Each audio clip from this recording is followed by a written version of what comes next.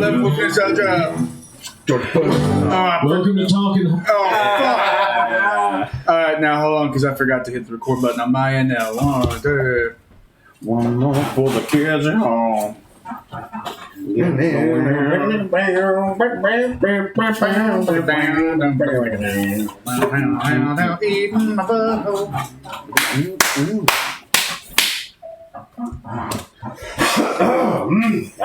That's a good way. Welcome to Talking Hogs, the only podcast that believes old people don't need companionship. They need to be isolated and studied so that it can be determined what nutrients they have that might be extracted for our personal use. That's a long one. It's a good one. Did you read that Ross Perot? Ross Two Perot? pigs will battle it out to appease the will of the Hogfather. Whoever sways his opinion is the champion. And as always, whoever doesn't is just a piece of shit. But hey, not things what it seems on that killing floor. Yep. Is the Hogfather, your host, Duffman, Danny B, has a few tricks up his sleeve to turn the tide. So, pick 1, Casey. Pick 2, Aaron. You motherfuckers ready? Yes, Hogfather. Then may the gods have mercy on your soul. All right, as part of our Slumming It Summer series, we're phoning it in today as I finally decided to break down and do what you've all been waiting for, an entire episode based entirely on my love of fucking America's longest running sitcom, The Simpsons. Now, this will be an easy one for me and Aaron. Casey's also a fan, but I don't know to the obsessive levels that me or Aaron may possess. But we're going to just kind of start at the beginning and talk about, Casey, what's your earliest memory, probably, of watching The Simpsons? Yes, coffee has arrived. Okay, earliest memory.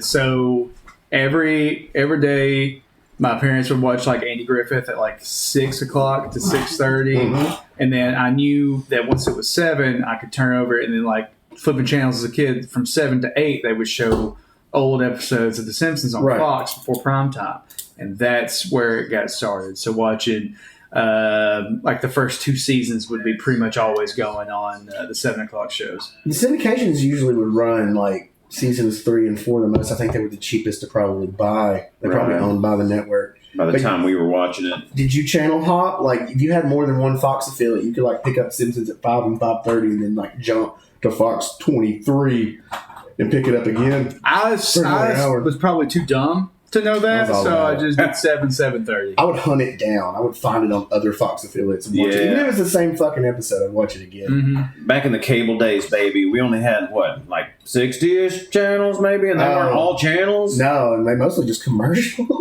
Explain to my child that commercials exist. It's like, you guys get that? Like, no, you had to suffer through it. And there's for shit you didn't even want. And she just starts screaming in the sky. Ah! It's okay. It's okay. I don't have to go outside. Well, Aaron, I guess this kind of falls into the same line. Like, what is your earliest memory of watching The Simpsons? Like, maybe what episode do you think might have been the first one that you saw? Oh, there's no telling. I can't. Like, it was probably, what was it, around season 6 or some shit? I can tell you, the main thing I remember for some reason about it is like you and I watching it together with long lost, probably not friend of the show, Chris Strickland. Oh, yeah. At his house, like constantly just going back and forth and doing nothing but quipping about Simpsons. Yeah. We never fucking shut up. Just heightened levels of like neurotypical behavior, just memorizing and quoting every fucking thing. Yeah, that and Eminem. Casey. Nice. Oh, yeah, just on the loop, man. Just Slim Shady LP on a fucking loop. It's the best thing he's ever done. Casey, do you think you could pinpoint maybe what the first episode you saw might have been? Okay, so I'll tell you what I remember the most, which is is it Homer versus New York? Yeah, season 9, Homer. Yeah. Yeah, so that is a later one, but that one is definitely stuck in my brain. It's one I've seen wonderful. a shit ton. The one where they get Santa's Little Helpers, the first episode. That's the first episode. That came out on a box set cassette that was like a promotional and that makes thing. me wonder if I had that fucking cassette as a kid. It was a Christmas promotional thing, The Simpsons, that Fox put out like for people to get into The Simpsons. That's the very first episode. That's not on the Tracy Ullman show. So that one, if I had to go with one more specifically, See My Best. That's a good one. You know, it's funny to see the age gap. I remember watching the new ones as they came out. And I honestly believe, and I watched it before I came over here this morning, It's Whacking Day, I believe, is probably the first episode I watched because it has that evil Homer bit in it. Yeah. I am evil Homer. Like, I remember being 8 on the school bus the next day after that episode premiered, and like, you know how kids do, like earworms get spread around and shit like that. So we did that for like a week straight. You know what I mean? Yeah. Irritated. I'm sure a teacher probably like drank themselves into cirrhosis because of something. I can't believe their parents let them watch this. Well, that's an important topic. yeah, we might as well go ahead and definitely. talk about it. Aaron, what were your parents' reaction to you like at an early age watching something like that? It was kind of funny to see the generational split. Like, for my family, my parents didn't give a shit about me watching Simpsons. So they'd see it at home and they're like, you know, this is pretty bland by our standards, whatever. Go over to Granny and Papa's house. Granny was definitely pearl clutching. She'd, you know, like damn near be in tears. We couldn't watch it around her. We didn't have the heart to do it because she'd be like, I just don't want you boys to take after that rude little Bart boy. Mm-hmm. But then you push further, I think something a little more extreme, like South Park, and then it was too much for my parents. So seeing that generational gap of like, what are you talking about, Mom? Simpsons is fine. Holy shit, South Park, you can't watch that, son. Like, this is the same thing. What are you doing? You're splitting hairs here. Yeah, Casey, do you experience, I mean, by that point, it's a few years down the road, adult animation may have taken a different turn at that point. So I would say around that time, that's when South Park was like first 2 seasons. So it was definitely like, yeah, you can't watch South Park, but you can watch Simpsons. Now, extended family, same thing. Like if I go to my uncle's house and I'd be like, hey, if you guys are talking to my cousins, I'm like, hey, have you guys watched The Simpsons? They'd be like, oh, we can't watch that. And now they also couldn't watch fucking Johnny Bravo. Yeah, and I had some. Yeah, and I know. So they were kind of outlawed from a bunch of shit that was just like, this is really, violent. Yeah, it's not. Yeah, was Johnny Bravo too cool? Like they didn't want him knowing about. I guess they didn't like we don't want our son to know how to get pussy this early. Yeah, I can't support a man with pecs that big. You know, it was funny. I remember my parents. There was a brief period of time where I wasn't allowed to watch this and had to sneak. But eventually, my parents watched enough of it with me, or were like passed out drunk on the couch while it was on, and they kind of came around to it. But like Beavis and Butthead was still off the list. South Park didn't exist. I mean, this is like 94. Well, when the first like 2 seasons of Family Guy came out, because I was watching that was like, oh shit, no, you can watch Simpsons instead. Because Family Guy was coming out, like, you know, this first 3 seasons of Family Guy is really fucking good. Everything past that's dog shit. They should have stayed canceled. You know what I'm saying? This is a different conversation. It was a college cult. Yeah, definitely a different conversation, but I know exactly what you mean. But yeah, in comparison, like, yeah, watch The Simpsons instead of watching Family Guy. Yeah. You know? Easier sell. I remember when that shit came on, debuted, initial episode after the Super Bowl, and I think, wasn't it the Super Bowl where the Falcons got just so fucking trashed by Elway's Broncos? Definitely. Yeah, I'm positive that's the one. Yeah. I think it honestly we know football as well as you do, Aaron. Yeah. I do remember, speaking of football and The Simpsons, I do remember as a child being super pissed the fuck off that Simpsons would get pushed back or not air a new episode because a football game ran too long. No, yeah. Fucking rage in that house. God, are we going to continue with core memories about the Simpsons? Oh, there's the whole episode. Okay, because I'm having things flood back through the whole fucking episode. So while we're on the subject, what was it that you think drew you to the show as a child? I mean, it wasn't targeted at us, but it being a cartoon, it was accessible to us. So what was the pull? What was the draw? To me, it was like the same. It had the same kind of draw that Ren and Stimpy did, where it was like I can watch this, but there's jokes here that I might not necessarily get, but then at the same time, there's enough like slapstickery, right, and also jokes I can get. I don't know. It made me feel a little bit more grown, but still watching a cartoon. I agree with that sentiment. Aaron, what do you think? Yeah, I think it's the mark of any good story, or any good show like that, to be able to bridge that gap, and it's just a testament to their good writing. It was clever jokes, their character development that they had throughout the show. Oh yeah, there's another one for me. Sorry, I just lost my train of thought. You'll have to forgive me. My brain's in like safe mode.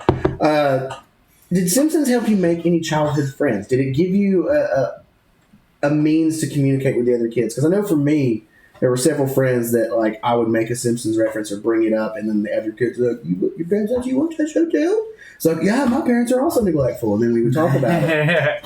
Did you have an experience like that? Actually, no. No, really? No. Was there a show like that maybe did that for you, or was it mostly like video games and stuff? It was more video game stuff. I would say like those first 2 seasons of Family Guy, I'd probably have a couple of people my age that were like, "Hey, are you watching this? It's funny as fuck." And I'd be like, "Yeah, it Sign is." of the times. Aaron, you probably did, right? Yeah, I can't really remember anyone specifically, but it'd be like, you like blurt something out in like class or the playground, and like whoever you get like one in the back, like, huh? It's like, yeah, fucking nerd gets it. Cool. Fucking Meet you at nerd recess. gets it. Casey, share a favorite episode or moment from your childhood and tell me one stood out to you. Like one that was like, okay, when you saw it, your life like changed. Remember we were talking about the Dexter's Lab dodgeball episode and like your entire world changed? Okay, let's see. Go to Aaron on this one. He's going to have more probably ready and repped. I was thinking kind of shit like that for me was around like that kind of cartoon renaissance where things were going a little more absurdist. Where Mike Lazo was just like throwing whatever at the fucking wall and seeing what would stick. He's like, sure, I'll let it run on like cartoon shows and stuff like that. So like seeing Cow and Chicken for the first time there is a brief little snippet of like, what the fuck is this? I mean, we had like Ren and Stimpy growing up too, though. That was pretty fucking wild. Oh yeah, that was another. Baby. I mean, it was right on the tail with the Simpsons. The Simpsons even pick on Ren and Stimpy because they're kind of contemporaries together. They were some of the two first adult cartoons. Did you see what a piece of shit that creator turned out to be? Somebody worked for Nickelodeon turned out to be a piece of shit. Right. Listen to last week's episode. Go back to the catalog. Casey, do you have a Simpsons memorable moment from your childhood? So one that stands out, super fucking intense, is Who Shot Mr. Burns? Right. I remember being in my dad's fucking trailer. Oh fuck yeah, man! In between his like jail stints, and we were watching. Like it came on, and it was like tied in with America's Most Wanted. Yes. And like him talking like, "Who shot Mr. Burns?" I'm like, "Who the fuck shot Mr. Burns?" It was a huge cultural event, and it's like the first time I really got into like a cliffhanger too. It was like I gotta wait a whole fucking season to see this just bitching at each other. So long anticipating. You get new Simpsons during the spring and then during the fall, but during the summer you get reruns. That's why Krusty makes fun of it. Classic Krusty for the summertime. Do you know that Vegas was taking odds on Who Shot Mr. Burns? Yeah. I'm not surprised. They're taking bets on. Did anybody else besides me know it was Maggie? No, I was young enough to not have a guess. I was like, "Who did it?" And that's as far as my brain took. And again, I'm not trying to brag or show off, but like even as an 8 or 9 year old, season 7, so I was probably about 10 or 11. Like I knew Maggie did it because it was the least, and my reasoning was it was the least suspected suspect. That's how the Simpsons operate. That's how they do. That's who they're going to put in it because then you have people in town that were criminals that have to get rid of them. But if Maggie does it, it's a baby. We can just write it off. But really, it was a total guess, though. You just threw it was like you were just throwing your hat in the ring because they admit they recorded several different endings. Any of them could have been real, just so people wouldn't know which one it was. Question on the 136 episode spectacular: did they really record different endings, or was that just Troy McClure just fucking off? Because there's a lot of shit in there that it's hard to tell, right, if they really did do it or not. Oh, the fucking the Richard Simmons robot. His ass is gonna blow. Oh fuck! That really is Matt Groening, though. Did you guys ever get in trouble for quoting The Simpsons? Not really. I mean, maybe it would be like again around grandparents. Mom might be like, "Yo, chill." Like they don't know what it is, but come on, don't upset her. That time frame, I wasn't quoting The Simpsons as much as I was quoting Attitude Era WWF. Okay, so a lot of suck it's, and that's the bottom lines. Suck it, Mom. So I have a very. I would catch shit sometimes for saying "doe." My parents thought it was abbreviation for "damn." I don't know why. It means the same thing. You're using it as a curse word. I'm not. It's stupid. If that works that way, then the actual curse words aren't real. Like no. Oh, I've had that logic in my brain the whole time. Like, okay, then cuss words aren't real. If you get mad and say duck, it still counts. Oh my god, go fucking suck a duck. Listen, I have a very specific one. So there's an episode where Homer's watching TV, and it's they're doing like the match game. And the guy's like, I like Chandra because she likes making bacon on the beach. And Homer's like, me too. And he's like, frying bacon. So for the younger generation that's on Twitch, making bacon was an old colloquialism for fucking. And I was sitting outside the Chatsworth post office, and I was just saying the phrase making bacon over and over again because I'm undiagnosed autistic. And like, So I'm just saying, my mom like turned around and like smacked the love of God into my face. She's like, "You don't say that shit." I was like, "I don't even know what the fuck I'm saying." And that's how you get shit banned. It's the moment you say, "I don't even know what that means." Where'd you hear it from? The Simpsons? Never again. Fuck. Dude, what about like Adventure Time? All those kids making bacon pancakes. Oh yeah, Jake's out there getting it on. I think that colloquialism's pretty gone. It was a pretty dated reference even then. Now, here's a bigger question: how have your feelings or perceptions about the show evolved over time? I got older and it got shittier. And, I've heard people, we've talked about it before. If someone holds my hand, if they give me specific episodes, I'll check some new shit out. I'm not against it, but I'm not going to, like, wade through that bog of bullshit. Sure. So, we are the crass assholes. It's like, we on season 12. And then we haven't seen anything aside from the movie where they brought everybody back. Well, don't get me wrong. We're going to have plenty of time to bitch about the new Simpsons. Don't get me wrong. We got plenty of time to complain about that. Has your perception of the episodes that you consistently watched changed? Because you talked about as a kid, you were drawn to more of the slapstick stuff, and the literary references and the cultural references and the historical references were beyond us. But as we went on and got older and learned these things in school, we started putting these jokes together. So The Simpsons is a show that you can effectively watch, like, generationally. You can watch this as kids for one thing, and now having kids and watching, I'm cherry picking episodes for the most part because I don't want to hear too many crazy shit, and then us be banned in my own fucking house from watching it. Right.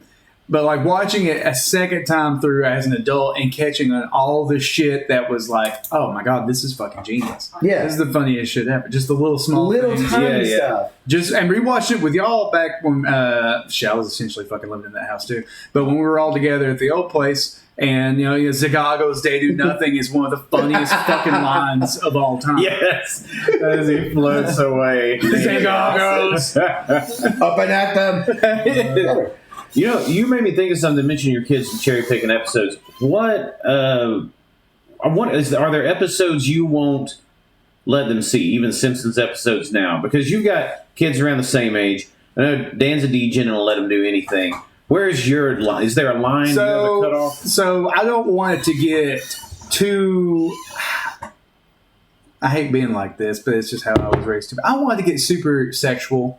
I try to avoid the episodes where I know it's specifically like about Homer and Marge's loving relationship. Because, eventually there's always going to be that bedroom scene and Homer's going to, it's the same thing. Yeah. And they eventually get into that. Or like when Miss Krabappel and Skinner pretty much are fucking. Okay. That episode where Bart finds them is an episode where I forgot about, and I was like, we can go ahead and back out. But your kids become Ralph in that situation. I saw Mr. Krabappel and Mr. Krabappel in the closet and babies. Yeah. I saw one of the babies, and the baby looked at me. The baby looked at you.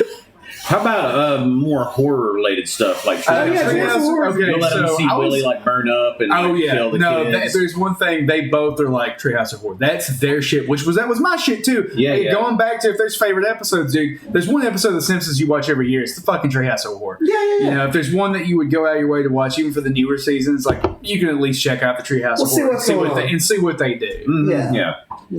I liked them a little, and again, purist. I liked them a little better when they pulled a lot more from Twilight Zone episodes, but that's just... That was one. You conveniently covered my next session about your kids watching it, so we'll just go ahead and skip to our first game. We can keep going about this. Ask me about my kids. Oh, yeah, well, I did say, do you /would. There is a /would in there. And hypothetically...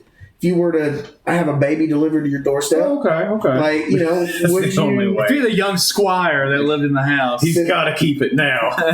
Oh no, he just tends to the farm. This is a working child. I'm gonna put you guys to work, kid. They earn for the mines. But you feel comfortable with it, right? Like Simpsons, yeah.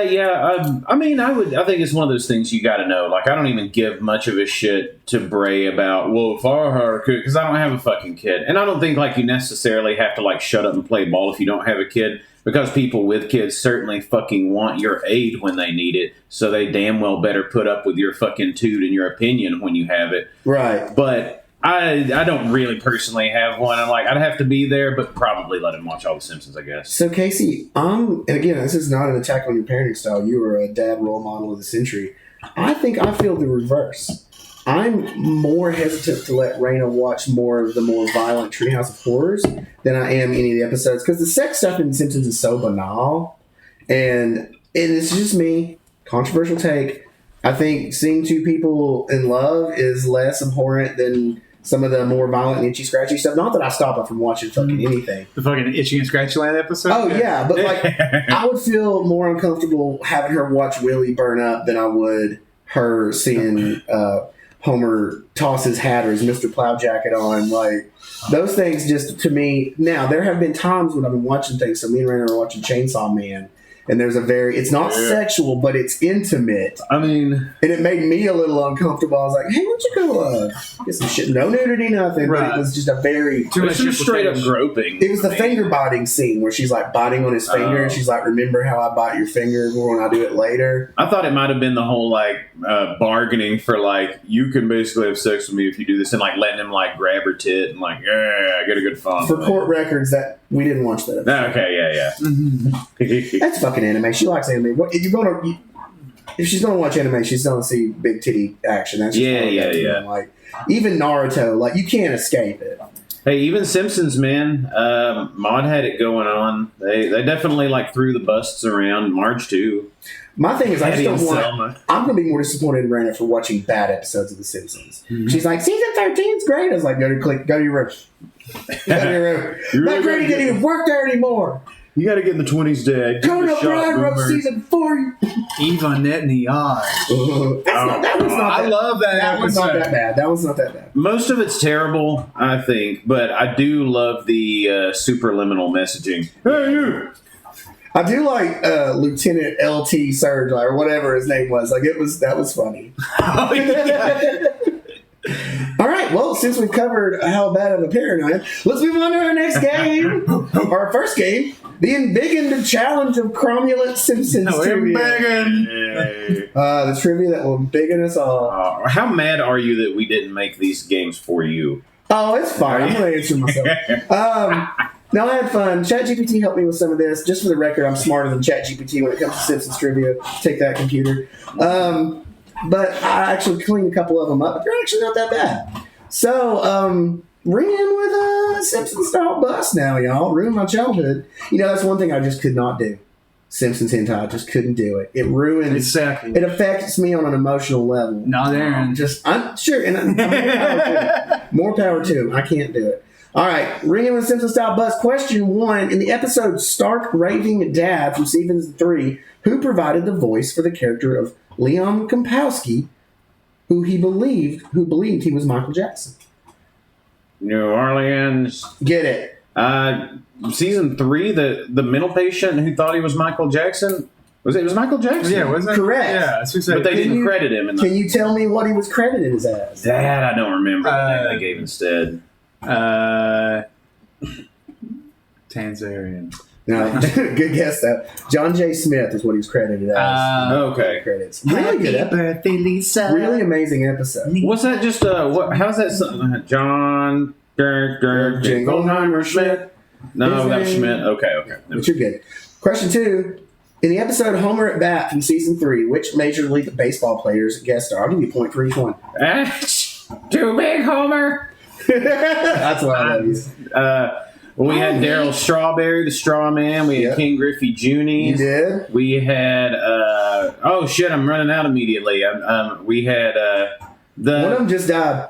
Mike Mattingly. There we go. Trim up those sideburns. We got what he wants. That may be off the top of my head all I can get in the state. Let's you got 3, Casey.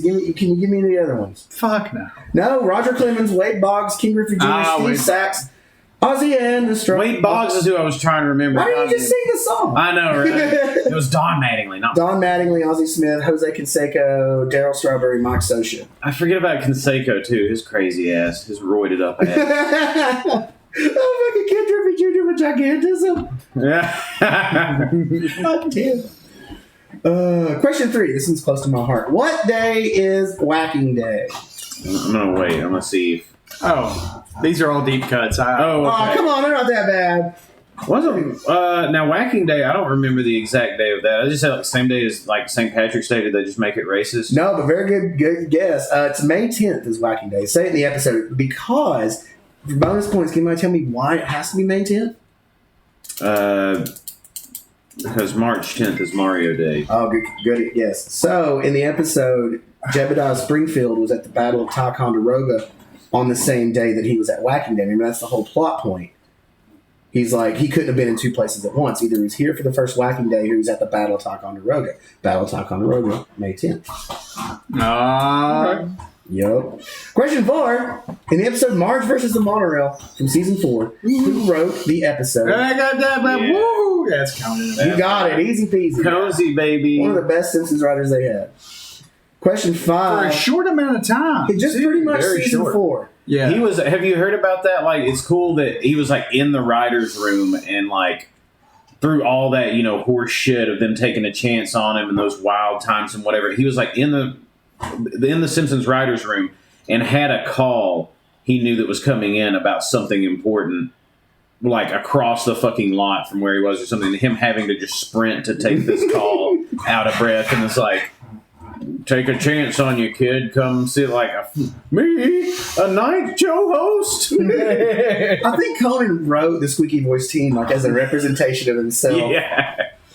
Question 5. According to Grandpa Simpson, everything is stolen these days. Why a fax machine is nothing more than... Oh wait, what now? What the fuck? Okay, so I was just watching this episode this morning and I had to replace one of ChatGPT's shitty questions. According to Grandpa Simpson, everything is stolen these days. Why a fax machine is nothing more than... Oh.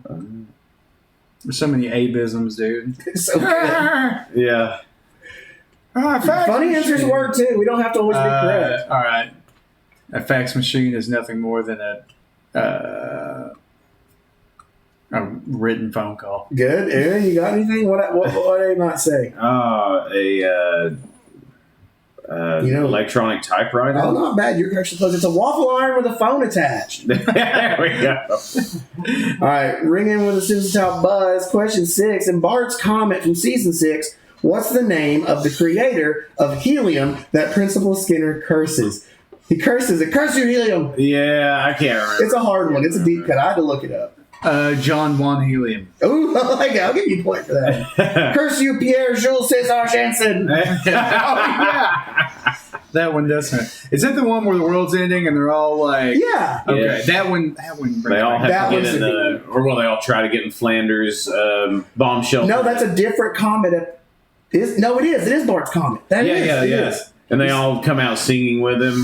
Whoever will be, will be. He's right, about the laughter, about everything. Okay, Sarah. Casey, this one actually, you may can answer this one without Simpsons knowledge. The name of Homer's a cappella group, the B Sharps, is a musical joke for what reason? Oh, because there's no such thing as a B sharp. That's my boy. He know. What is, if you want to fill me in on it, so we know B's are only played in half measures, and they can sometimes be written as sharps, but they're usually played as what two keys in place? I would guess. See, I'm not too good at music theory, but I'm going to say a C flat. You're close, man. It's a C or an E. Or a Okay. C or an F. I think it's a step up and a step down, I Okay. think is how that works. Like half Nice. measures. Oh, that episode. It just made me think, like the end, they're all Beatles singing on top of Moe's. I hope we pass the audition. They sure do. Get I the do- tear gas. I do love that one. Controversial hot take. I think I like that one more than Monorail. Oh, I like Monorail. Wow. Monorail's not my favorite episode. It's a great episode. Love Conan's work. But I think B Sharps, and it's in the same season that Conan wrote on. Like, I just think it's a better episode. That is a hot take. I think Cone's is better. How about this in a broader sense? I don't know that I could have my favorite episode of anything be a flashback episode. That's a rough sell to me. I would disagree. Some of my favorite ones are flashbacks. They're still great. I don't think I could make it like tip top. I have a special place in my heart for the episode with Homer like reading from the newspaper and figuring out that his mom's in town. Yes. And the flashbacks about his mother. Well, Ooey gooey gooey. Yeah, I yeah. love in my tummy. Or the one where he tries to figure out what his fucking middle name is. Oh, Jay yeah, same Simpson. one. That And is it the same one? And that's No, a Hunger that's Game episode. That's what season is that? 10, 11? Yeah, yeah. It's up And he there. just pulls the thing down. It just says Jay. He's like, oh, Jay. What is it? George Carlin and somebody else in the. God, I hope you're into The Simpsons out there. If you're not, I mean, you've already left. I bet this You're episode for me to already listen to. Question 8. In the Krusty Comeback Oh, special. Funky Headhunter, by the way, sorry, real quick. Go for it. I think James is out there again. What's up? What up, Yeah, James? If you like The James. Simpsons, get on board. Fuck yeah. In the Krusty Comeback special, guest star Johnny Carson lifts what vehicle over his head while singing opera? Oh, God. Come on, you know it. Don't act like you don't. I don't know cars in real life, I'm just but I going mean, to I say remember fucking Canyonero just for the joke. Yeah. Free Was it, Canyonero. was it a Buick? Yes. Yeah, It's a baby. 1987 Buick Skylark. Yeah, there we go, baby. One of the heaviest, the reason they chose that is one of the heaviest cars at the time. It's a fucking Buick. Yeah. It's a solid steel, baby. Learning every day. Question 9. What is the real life inspiration for my absolute favorite episode, Bart versus Australia? Oh, It's an emergency. goddamn dollary, dudes. Tobias. I have no fucking clue. I'm sure it was some international incident. I kind of vaguely remember, but not exactly. Something about what. the toilets flushing backwards out. Yeah. Okay, so the Simpsons were being sued by an Australian beer company that made Duff beer. So they were suing them. So all the writers, all the execs had to go down to fucking Australia and go through their court system and deal with being sued. So in response to that pain in the ass, they made that episode just shit on Australia the whole fucking time. I like when they fuck on other countries like that. Another favorite of mine, I forget the episode title, but it's the beginning bit where they're watching PBS and it's some like English sitcom and it's just two men beating the shit out of each other. With Oh, yeah. You got me a bash on the noggin yesterday. I thought you were going to talk the time they were doing the PBS and it was Edward the Penitent. I'm really sorry. Okay, Casey, this is more your era. Question 10. In the City of New York versus Homer Simpson, the band episode, as you know, from season 9, which Broadway show does the family go to see? Oh, fuck. God, because I love legitimate theater. It's a story of Robert Downey Jr., you remember? No. It's got a name. But Oh, it's I'm checking in. We're checking in. It's the one about the no more Ford drugs. clinic. Yeah. Oh, yeah. No more. What was it called though? Rehab the musical? Basically, Aaron, you're getting a point. You're really close. Kicking It, a musical journey through the Betty Ford Center. Yeah. Oh shit, lad chat, we are nerds. Urca Ray's back. That's a Love Boat. What you talking about? Is there what's the Love Boat? Oh, the Love Boat episode. I do remember the Love Boat Hey, we got episode. some Simpson fans. Yeah. Come on now. They're a little younger than us. We may not touch on those as much as we need to. Now, moving back towards our original discussion, how do you think The Simpsons has influenced pop culture and even our daily lives? Like, I mean, it is the fucking blueprint for adult animation. It Like, no is. matter what happens, like, if it wasn't this, the Simpsons walked so South Park could run. Because I feel like that's kind of like the Simpsons. While they've lost quality now, it's going to be there for you. And they've kind of passed the torch on the South Park. And South Park is kind of like the cultural touchstone. And maybe I would say it would pass off to Rick and Morty, but well, not anymore. We kind of lost that. But yeah, I mean, in terms of those big shows, like Simpsons broke all the fucking ground. I mean, they made, I would say, it went the Flintstones, and then there was nothing forever, and then it was the Simpsons. Which, I mean, in its way, is a satire of the Flintstones. Yeah. Same structure. Aaron, what do you think? Any other pop culture references or shows that have directly benefited from The Simpsons you think of? Oh, yeah. Other than every fucking thing? Everything. It's all the same comedy. thing. All comedy. They're From such our a age, massive force in the zeitgeist, and it's fun because we consider the quality to be lesser now. They'll still throw out some gems I hear, and it's nice to see like the tree's still growing. So like its roots are there. People can trace it back and still see that gold. Where if it's not ever present, someone new generations might just never experience The Simpsons. So I think even it existing still in a more diminished way is valuable. What do you think really gives it that punch? I know what I think. At this point, it's pedigree. I mean, Fox just sticks to it. But I mean, initially, like really, because you're too young to remember this, and we almost are too. Simpsons was a worldwide phenomenon by season 2. Do the Bart action figures. I had the toys, the dolls, all the merch. They even make fun of their own merch in later seasons. Like, it was a fucking phenomenon. I Caramba, Eat My Shorts, things that aren't even a part of it anymore. It was just so relatable. This was your like nuclear American family and like things you weren't supposed to get away with. Yeah, they had the Tracy Ullman bump too. I mean, that helped. True. I mean, but look who survived that. You know, oh yeah, Simpsons absolutely destroyed that, and Tracy Ullman just randomly gets an HBO comedy series once every 12 years now. Yeah, Gimbals is gone, Marge. You're Gimbals. So again, it's kind of the same question. Just kind of clear it up. What unique role do you think The Simpsons played in animation and TV history? Compared to today, do you feel that the stigma around The Simpsons as an adult cartoon is still warranted compared to the current market? No. I feel like now I've watched a few more like this season's episodes from like the most recent season on Disney Plus, and they definitely are kind of suffering a little bit of the Family Guy thing of like segue jokes of just like instead of it being plot relevant jokes, it's just.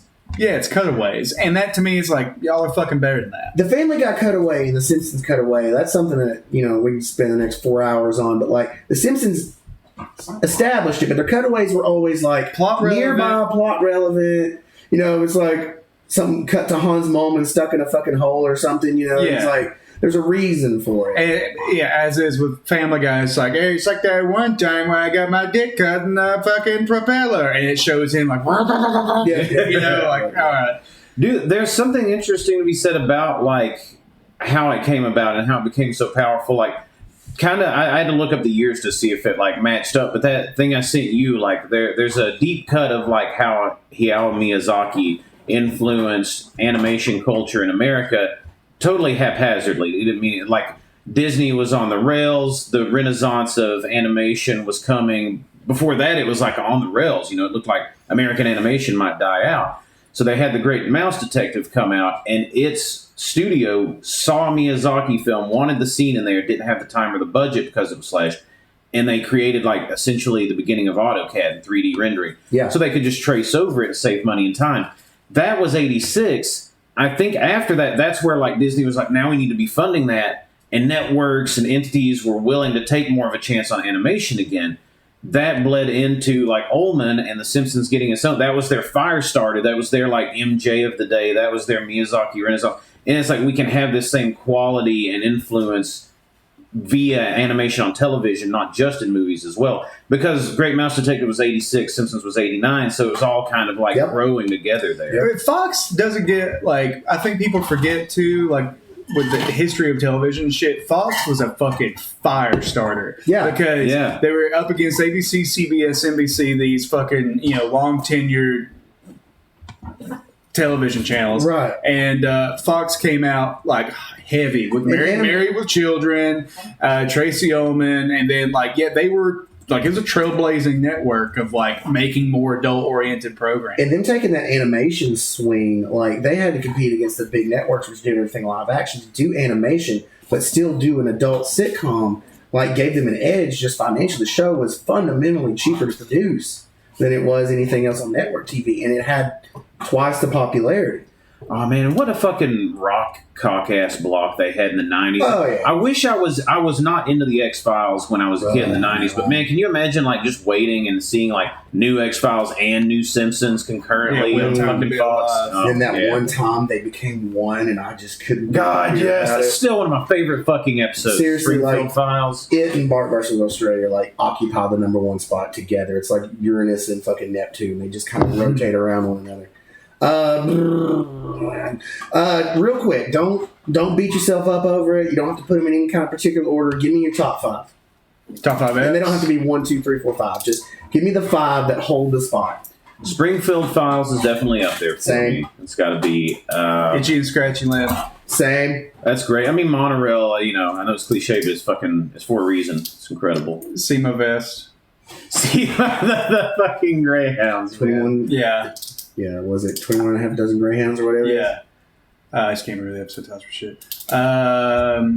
Completely full. fucking. I really enjoyed, and I can't again, the names, but the one with the House of Ill Repute, the Maison Bordello, the Maison Derriere. Oh yeah. Yeah. Again, I know Aaron how you feel about flashback episodes. If I'm only going to put one in there, Lisa's first word is one of my favorite flashback episodes because Baby Bart is funny as fuck. When he's on the fucking. Now, I do still think they're incredible episodes. Hell, even the clip show. Like, they made a lot of new content for that. How about when Bart and Ralph had to become best friends? I choose you. Yes. Second moment when his heart rips apart. Later season episode that I really like, Homer in the Navy. Yeah, it's like a season 9 or 10. Yeah, that's later on. It's good. I like it. It's one of the few gems in that season, but it's really fucking funny. The seagull took my sailor hat. Oh, it's my first day. Yeah. That one is good. All right, now we've got a top 5 out of the way. We did that fairly painlessly. Thank you. I appreciate that. Another thing about mine, like, what is your favorite recurring bit? Like, for me, like the people jumping out of windows, or that's another favorite one is Homer's constant bit of "It's always been my dream to blank blank blank," and then Marge is like, "Homer, your dream was to be on the Gong Show. You did it in '72." Yeah. What are some bits like that? I do like the way they when they decide to like shit on one particular like Jimmy Carter. Yeah. History's greatest monster. History's greatest monster. Reoccurring.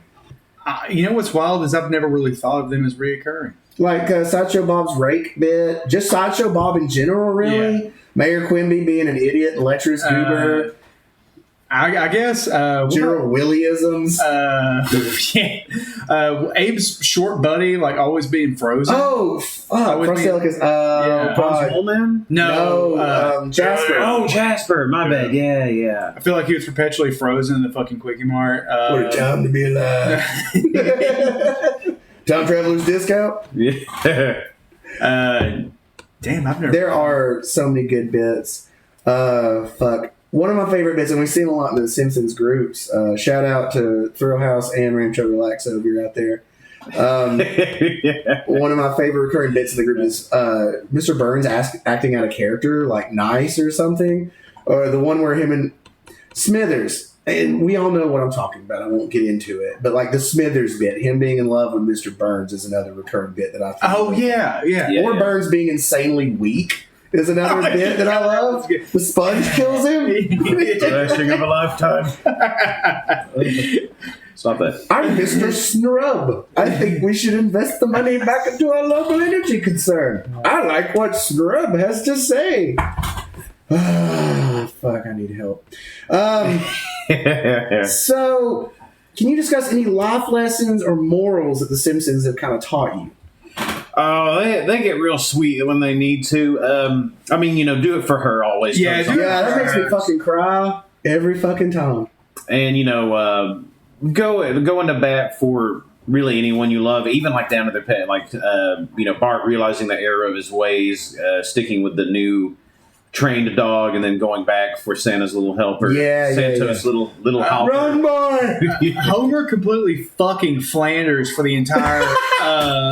him opening up the left-handed door. Yeah. And then only for at the end, like, Homer, like, okay, I've been a huge fucking asshole. For him to realize his errors and, like, stick up for Ned in the end, like, even with the one Hurricane Nettie at the end when everyone starts to turn on Ned, and he's like, hey, this guy's been nothing but gold to everyone. Like, nice. You just can't seem to piss him off. He just sits there grinning moronally at you.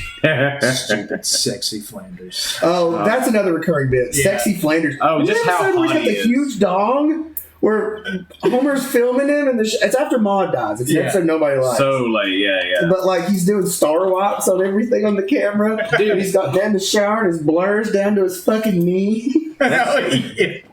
He's packing heat. He's got a 6-pack. The dude's insane. He's gonna live forever. Isn't he like 60? And he's still beautiful because he's clean living. Yeah, clean living, baby. That's what it does for you.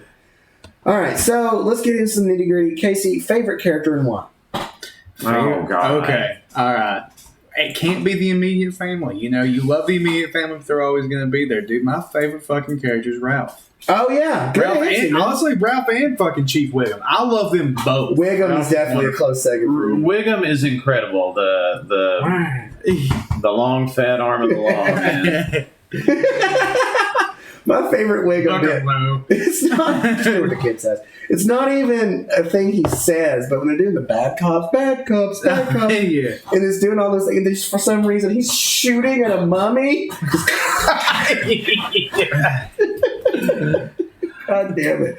Aaron, you got a response? You know what? Wiggum's really high up there. I'm glad we all kind of see eye to eye. And if you're not going immediate family, which, I mean, it's a little cliche, but I mean, there's a case to be made, obviously, there. Someone that I think really hits for me always is Kent Brockman, too. Yeah. He represents, like, the upper crust, high society, snobbery, you know, and media in general as well, and their oversight. I really like what he has to bring to the table. And then he kind of swings both ways. You can even be on his side at times. I've said it before and I'll say it again. Democracy simply doesn't work. He's a great character. He is. I'm a Krusty guy too. That's my answer is Krusty. Like Chief Wiggum, I mean Troy McClure, I mean those Down his Krusty episodes. Krusty, just the faces and the noises, and it's the same voice. Clown, dude. I watched the Krusty comeback special for him. Come over here. He's like, send in the clowns. Yeah. Oh, the entire world revolving around Krusty. Like one of the this a whole old Hollywood vibe to Krusty? Yes. That's so depressing. It's fucking awesome. And the episode where they call him out for his jokes being dated and racist is a good and poignant episode. It's uncomfortable to watch, but it's a good point to be made. My favorite Krusty line is the episode where Ralph and Lisa go to the Krusty show together, and he's like, now it's time to, what does that say? Talk to the audience. Oh, God, this is always death. Krusty expresses how I feel inside. Yeah. And that's why I identify with emotions. Like, just smoking, fucking licking nicotine patches. Even mentioning Krusty, like, maybe, I think a contender for greatest recurring guest character in any series ever is Bob Terwilliger and Kelsey Grammer. Yes. God, just insane. Yeah, Sideshow Bob, and again, that's the guest stars, and you've got just the whole fucking Cape Fear episode. Yeah, I watched Cape Fear before I came over here too. Who wants to drive to the cactus patch? That's another fave. Yeah. So we'll skip a couple of these. Has it changed for you from being a child to now as an adult? Was there were you like more a Bart family when you were a kid, and now you kind of identify with somebody else? Because for me, I was kind of a Millhouse when I was a kid. Everything's coming up Millhouse. And I felt for Millhouse. Millhouse had a bad rap. He had shit luck. His parents were garbage. His dad was awful. Kurt fucking Van Houten, though. Oh, God. You want to tell me the most depressing character in the show might be, Millhouse's dad.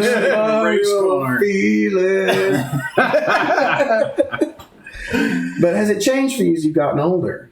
I mean, I think there are probably some that hit more for me. Like I can understand more of like Marge, whereas a child, it's like I didn't really resonate with like a mother or any of the struggles. I can't.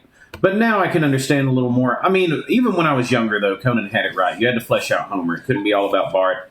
I liked Homer best then. Homer's a good, strong character. I'll agree with Aaron on that one. Homer was the best then. Homer's the best now. My thing with Homer is my only opinion of him has changed as I've gotten older. He does the right thing. When he does the right thing, he does it well. But he's a fairly shitty husband and father. Yeah, he's a fuck up. Now, I know he treats Marge the way she does as a farce or a satire. And when he does it right, he really knocks it out of the park. But for the majority of the time, all I can think of is that scene where they clean the house and they walk through the door into the kitchen and it swings and it's dirty again. And I'm sure that's how Melinda feels about me and Raina. Marge, though, no, you can't talk shit about Marge. No, Marge is a fucking queen, man. Puts up with way too much shit. And she's been written, I'd say probably consistently pretty well. They try to fuck with her sometimes too much, make her muscle Marge or big tit Marge, and that's always kind of... I liked the shoplifting Marge. Yes, I did watch shoplifting Marge was fun. I didn't like it when they dove into, the like a jealous kind of Marge. I didn't appreciate. Oh, that. like when yeah. They did it right with Lurleen, but doing it again wasn't a good call. Right, Lurleen was fine because those are real feelings too. But when they had like the shitty throwaway guest episode, who was it? Who was like, and then it turned out she was trying to steal her family all along. Marge wasn't actually crazy. That was a later season, that's where, like 10 or 12 or something. Yeah, that's where Otto gets married or gets engaged. Yeah. So let's we'll move ahead just a little bit. Controversial episodes and characters, but we all know what we're here to talk about. We just need to go ahead and get it out and get it out. Hardcore nudity. Shake. No, let's talk about Apu. Where, Casey, we were starting to talk about it earlier. We understand the controversy. Apu has been removed from the show. He's an essential part and a great, well-developed character for a majority of the series. Kind of just, without having to tiptoe around landmines. Like, where do you stand on it, Casey? I don't think you should have got rid of Apu. Like, if it was an issue that needed to be resolved, I think you could have easily found a person of Indian descent to play the character. I agree. But I think Apu has been a wonderful character who runs possibly the most flawless business in all of Springfield. Everyone goes to the fucking Quickie Mart. He's got a beautiful family. He has the most kick-ass wedding in all of Springfield with it. Good night. Oh yeah, he's a successful businessman. He's someone who treats their partner incredibly well. He's the envy of everyone in the town. He's a doting father. But the cultural appropriation, and it's something you learn as you go. And I think you just have to listen to people with anything like that. You just got to listen and learn. Yeah. But I do think there was a way to listen, learn, and grow the character without just, I think, simply denying something and forgetting it exists, wiping it out, is more of like a band-aid. Like, if you could have replaced the voice with someone, just like they did with Big Mouth, and kept that character going, and then turn it to something where it was, it makes fun of itself, and you don't have to completely get rid of it. Because, yes, a lot of Indian people own gas stations. It's a lot of fat white people are cops, and it's just it happens. It doesn't mean anything negative, but Apu literally. I think, and I'm with you. I think the voice actor we could have salvaged it and saved it. My thing is this: Apu has done more good than bad. Yeah, I learned more about Hinduism. I learned more about different cultural beliefs. I learned more about different religions through Apu than I did through anything else. I understand the voice acting, and I understand it is a characterization of a broad stereotype. But here's my thing with The Simpsons. Every character in that show is a caricature of a broad stereotype. Bart is fucking Dennis the Menace. Homer is every fat, lazy, stupid sitcom dad. Chief Wiggum is a fat, bloated, lazy cop. Dr. Nick Riviera is a terrible fucking doctor. They are all caricatures of stereotypes. That's how cartoons and farce work. I'm with you on whitewashing, and Hank Azaria is an amazing voice actor. Don't get me wrong, but whitewashing the voice actor, sure. But Apu does more good than harm. It's there are areas. It depends. It's like nothing's so black and white. There are areas of gray. So he does good in certain regards. And when you're talking about other characters being caricatures, a lot of those jokes are aimed more at their personality. The things that they personally do, or something that a profession yields, as opposed to focusing on someone's country of origin. Right. And again, it's just something you have to learn. You listen to people say something and they don't appreciate it. And I think the correct response is to move on. And the note on sure, you see people running gas stations that are of Indian descent, but frequency doesn't make it a rule. And how often do you crack the joke that a white person runs a gas station, and now think of how many white people you've seen run gas stations. An incredible amount, maybe even more than those of Indian descent. Correct. So it's just, I don't know, it's listening and learning. It's just treading carefully and trying to work together with someone. That's a valid statement. I have to agree with you on that, and I do support the decision they made. I just wish there would have been a way to say it, because I do have fun, educational, uplifting memories of things Apu portrayed to me. I would not know about Ganesh or Hinduism or Shiva or Vishnu or any of those things if it weren't for him. So I got a Quizbo question right because of the poo one time. I wonder, because none of us really keep up currently, like, do they even go into the Quickie Mart? I'm sure they sell the Quickie Mart. I'm sure they got fucking Steve Wood or James Woods to come back and work it permanently. That'd be fucking dope. I'd watch that. Man, another guy. Why people got to be such assholes? I know. Fucking James Woods. Why you got to ruin everything? Speaking of, while we're on the subject, some of these are probably more problematic than they need to be. Some of your favorite guest stars. I mean, there's a myriad of famous voice actors. We already met Kelsey Grammer's number one. And one of my, I think another favorite episode all time, I love when they bring, because I liked Frasier too, I love when they bring in David Hyde Pierce to be his literal Sideshow Bob's brother. That's a great episode too. Oh, so good. Guess who? Maris. Cousin Merle. Oh, man. Coveralls. The best one of all time, Phil Hartman. Yeah, of course. Now he was recurring. He was a part of the show, but you're right. A lot of his parts were guest stars. He's got to take the cake, I think. I've got one. Now, you might recognize me. Another, a kind of deeper cut, I guess, for a lot of people. One of my favorites, because it's another poignant episode, and it's an early one, is when, also uncredited as himself, Dustin Hoffman plays Lisa's substitute teacher. Yes, that is a fantastic That's a really nice one. I'm trying to look his name up because I always forget it, but he's one of the children of Mel Brooks. Max? Hank Scorpio. Albert Brooks. Okay. So he's only one episode, but Hank Scorpio for me, as far as guest stars and voice talent and performance. And the thing that's going on between Homer and Scorpio, a lot of that is not in the script. It's just Harry Shearer and what's his name? Albert Brooks just fucking riffing back and forth. That whole scene at the end where he's looking for sugar and he's got just fucking pockets, like that was just ad-libbed in the booth. Most of their interaction was just, get the hell out of here, like all that shit. Wasn't Albert Brooks the voice of was he not the bad guy in the movie as well? Yes, he was. Okay. He was also it was such an awesome, because they had such a good rapport with each other. So fucking good, yeah. Was it the Scorpio character? Or was it? No, it was a different character. That's right. He had some punny name, right? Yeah. But it was good. I did enjoy it. Where's my fucking word document? Because I remember reading about that where it was just like he had such an impact on the episode that he did, and it was such a good thing. Like, we'll bring him back for the fucking movie and make him be the bad guy. I mean, fucking, he only moved twice. That's got to go in my top 5 somewhere, because that episode's just, if you want to kill somebody on your way out, really help me out, Homer. Just adding to my dozen top 5 episodes. Then fucking a supermodel flips through and snaps that guy's neck with her leg. Fucking flamethrower. Maybe the bridge collapsed by itself. We can't take that chance. All right, let's do it one more again. Time for our next and final and last game, the Gabbo Gabble. We're going to complete these Simpsons quotes. Okay. I'm going to lay them out there. You just complete them. First one to get it right or give me a fucking funny answer wins it. Hey. The quote is, Lisa, in this house, we obey the laws of thermodynamics. Oh, Aaron's fast. That is Aaron Daniel. It's fine. The PTA disbanded, season 6. Next quote.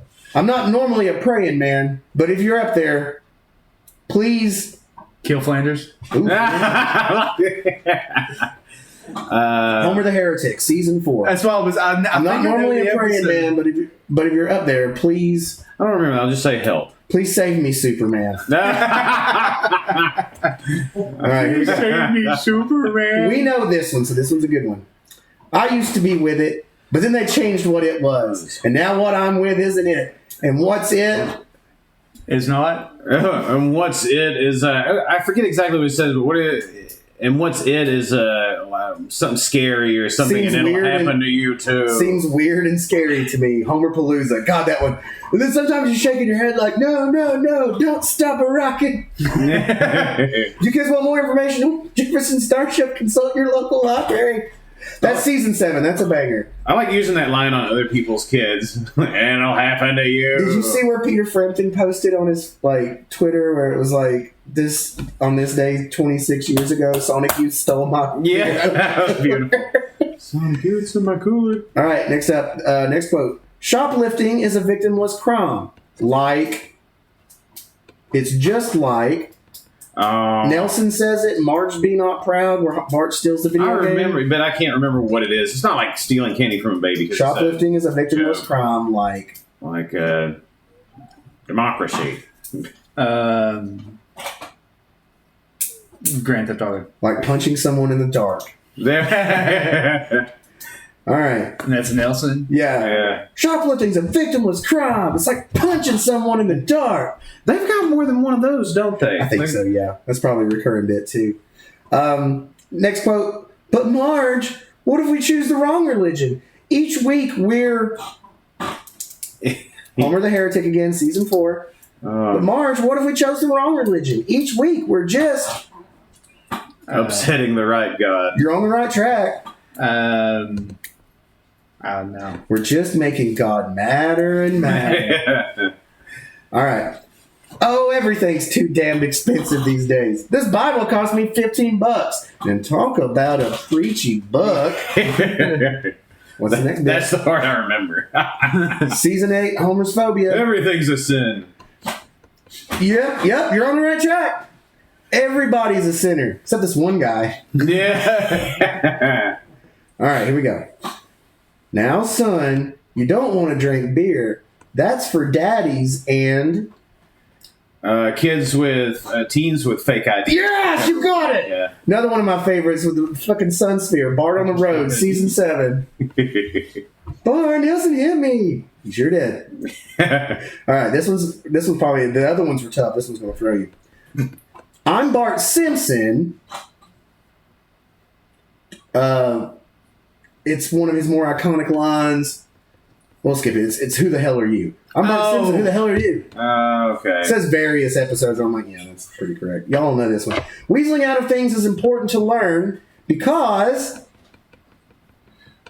Homer Boy Scouts in the Hood, season 5, where they go camping with Ernest Borgnine. And the fucking knife saves them. And the oil refinery. It's what separates us from the animals. Oh. Except the weasel. And honestly, I hate to be this way, ChatGPT, but you are incorrect. That's from the Beer Baron episode. Moving on. It is from the Beer Baron episode. Because he's talking to him about the bowling balls full of booze. Fuck you, ChatGPT. I'm smarter than you. All right. Finish it up. Let's discuss the show's current status and maybe the future of where it plans to go. I mean, I think they're just riding that pony at this point. I don't know. They have writers working on it like any other show. It's a new generation. I don't know what the new generation thinks about the new episodes. So for all I know, they could still be doing gangbusters. They might love it. They have good drive. I don't see, like, the thing is, though, is, like, since the original hands are no longer in the pot, you can't really explore with it anymore because I think it'll be met with, like, fucking hate. Vicious hate. It's more hate, if people don't like it now, the old heads don't like it now. Aaron just shits now. If the old heads don't like it now, they would fucking hate it if they did, like, pull the risk like what South Park did, where it's like, we're going to make an entire season essentially one whole episode. So each episode is going to connect into each other. I don't think they could do something like that with The Simpsons. They may have tried. The Simpsons are built around the reset after the end of each episode, so, I mean, they probably could, though. South Park can do it. Simpsons can do it. How much longer? Simpsons already did. I know, and they probably have. Mr. Burns, who shot Mr. Burns 1 and 2? I mean, I don't want to get into it. It's like a made-for-TV movie. We won't talk about it. Dallas. That's what it's referenced to. How much longer do you think Simpsons really have, realistically? We're on season like 33. I think they just hit what episode milestone did they just hit? 700. They're gonna outlive us all. Fuck. I mean, we got another 30 years in it. We got a few left. Like. Okay, here's the real question. Could they continue the show once any of the main core members die? Like, that's a good goes. Like if Hank Azaria dies or if Sherry dies. I mean, that's a good point. Or Bart, what's her name, that Scientologist lady? Yeah. God, it's so unfortunate. It's so weird. Yeah. That's a good point. If we lose any main cast, because we've lost ancillary cast, it's not been a big deal. Right. Did we lose Smithers? Did we? I think so. Oh. So, I mean, it's really just up in the air. It could be a year. It could be another 100 Unless they years. do what fucking James Earl Jones did and sold his fucking voice to AI to be forever Darth Vader. I love it. Fucking more of that. More of that. What would you like if you had a choice? If you're in the writer's room, what would you like to see more of in the future seasons? Do you have any dream storylines or character arcs? Simplify it all back down. Like go back to. But the thing is like just like the South Park episode. Like they've already done it. Right. They have done almost. I feel like every.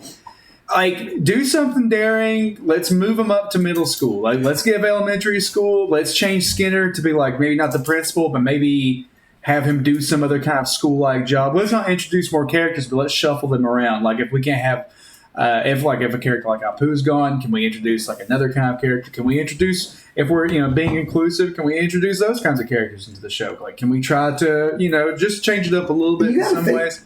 Too, like Simpsons' new characters, I mean, we still our ability to drop DJ Hot Dogs and Doc McSuckins in here, the same reason we picked up from The Simpsons. Same quality. They would drop new people in, and they would just appear, and they just always been there, and they were just a part of the fabric of media. Disco Stew is an example that comes to right in my head. He was just a punchline. Yeah. And now he's a mainstay character.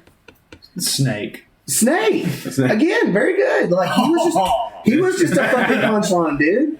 Like, hey, I saw this thing the other day. It was one of the earlier episodes. It's the one with James Woods. Remember the guy that comes in and robs James Woods that's not Snake?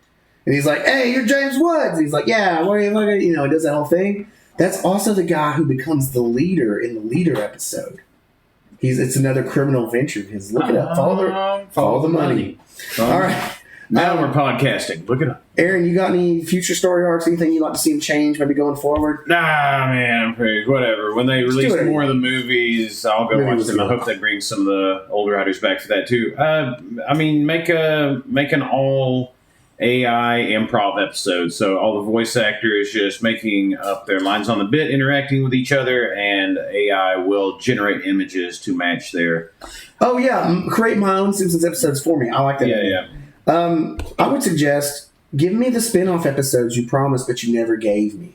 Give me Skinner and Chief Wiggum down in fucking New Orleans solving data crime. Yeah. That shit, I would have watched the fuck out of that shit. I've got a feeling he'll be back every single week. Yeah. Look, Big Daddy, it's regular Daddy. Goodness gracious. Oh, you're on that fan mode. God damn. Anyway. Let's see. One last thing I want to talk about. If it was to end, how would you end it? Oh, man. What would be the series finale of The Simpsons? It's a big question. What would that be? All right. They shut down the plant. Oh, okay. They shut down the plant. The plant just goes nuclear. It all goes Chernobyl. Whoa. Oh, yeah. Like Homer wakes up in the middle of the night to like. Oh yeah. Oh, and then just really piss people off. Just take a giant shit on its legacy and make it like that happened at the beginning of the series, and like the entirety of the series has just been like Homer's like irradiated fever dream as he holds on. Maybe the last scene is them doing the couch gag, but the house is completely fucking eviscerated, and it's just like an old cushion. It's just the skeletons of a family sitting there. It is. It's his dying delusions. Like the whole series, the reason everything resets at the end of the episode, the whole thing has just been Homer's vision. What a shitty end. There would be fire to fucking Foxville. Fair enough. But if you're going to end it, I could do that. I could handle that. A fake nuclear explosion, like they think everything's about to melt down, so Homer's having to like maybe make amends to all the people that he's wronged and spend time with his family. I feel like this episode's already been done. I'm sure it has. I guarantee it has. But I just have this image of like Mr. Burns like refusing to leave the plant, like yes, I'll go down with the ship, like romanticizing it. Smithers like has his hand on his arm, like I'll go down with you, sir. Homer goes to work every day. The plant's just fucking ruined. He's been irradiated. Like his mind's starting to go like a ghoul from Fallout. And Mr. Burns really isn't this 104-year-old man. He's just a skeleton sitting in the chair. That's why he's so weak. What about the Flash Forward? I'm sorry, the Flash Forward episodes where Bart is just a piece of shit. Those always make me sad. Yeah. Now, have you seen one of the more recent ones where they bump him up to like 15 or 16? No. Mm-hmm. Hey, that was another question. Do you think maybe you could just salvage or revitalize the show if we did a permanent age bump? That's what we're about to do with the King of the Hill. Right. I'll guarantee you they're testing the waters. Guarantee you they're testing the waters. If it works for King of the Hill, Simpsons will do it. But King of the Hill is rooted in so much more reality than what the Simpsons. Well, just bump Bart to a teenager, kill off Grandpa, and I love Abe. I mean, Abe could be in flashbacks and shit. Hey, Futurama, put the heads in the fucking glass. Exactly. Beastie Boys, dude. Oh, yeah. Known to let the beat drop. And with that, if you're known to let the beat drop, let's say the children were saved. I don't know, Mo. And in that regard of another episode I love, let's say Aaron's the winner today. Casey, you fought a valiant fight. His cards were stacked against you, but I'm thanking you for playing along. Aaron, you're today's winner, and if you want to be today's winner and quote Simpsons quotes with me online at any time and watch me challenge a supercomputer to fucking Simpsons trivia and win, you can reach out to us at talkinhogspodcast@gmail.com. That's for the sucking and the fucking. You can hit us up at all our social medias at Talking Hogs, unless for some fucking reason you're still on Twitter, and then I also probably won't talk to you anyway. But if you do, you can reach us at the backwards when Togs Hawking. Yeah, no, close enough. Who cares? At Hogs Docking. Hogs Docking. Ooh, that's a whole different search algorithm. We be docking. You can check us out as we're doing right now on Twitch at twitch.com. Twitch.tv/talkinghog. Casey's got it. He knows what I'm talking about. Who am I missing? Patreon. We're poor. Fix it. Yep. Do it. And as always, keep hogging. Keep hogging. Hey, real quick. Yeah, Can any of y'all do a Simpsons voice? Like indefinitely, like Can you do a sound? a sound? That's not very good. No. I guess mine's just Wiggum. Yeah. Time for the old Wiggum. When I say Homer! Homer! It's me, Barney! No. Maybe Krusty's about there. That's not bad. That's pretty good. Yeah. That is pretty good. I'm going to go drown myself. No, that was good. Keep hogging. New sound, right? Oh, yeah, I forgot about that. Which one? Oh, the new sound. It should sound better out there. Yeah. Yeah. Enjoy not 200% audio. 400%. 3. We took 2. 400% and refined it. All right. We'll see y'all next time. Bye. Hog. Hog.